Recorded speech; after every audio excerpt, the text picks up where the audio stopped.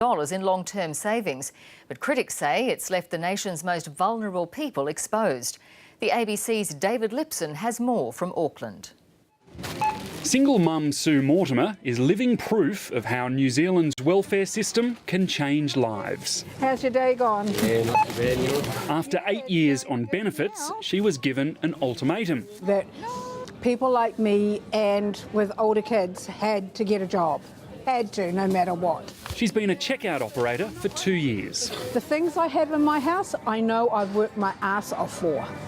And that in itself is priceless. It's a welfare model Australia is set to emulate, where the government predicts how much a welfare recipient is likely to cost the state over a lifetime, then intervenes early, investing in education and training to break the cycle of dependence. Instead of paying out benefits, we've turned it into a system that actually helps people get into work.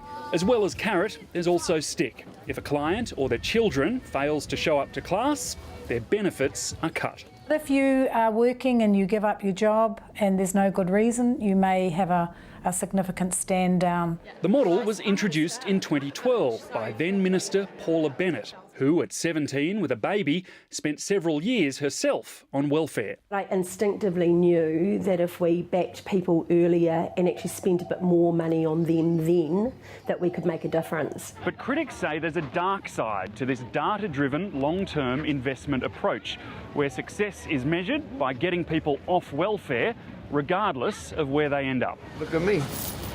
Owen Keane was an alcoholic on welfare when his benefits were cut.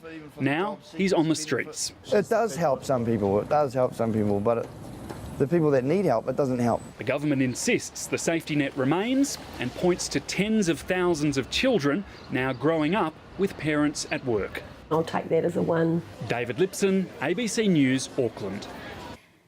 And there'll be more on that story on Lateline tonight at 9:30 on ABC News 24 and at 10:40 here on ABC.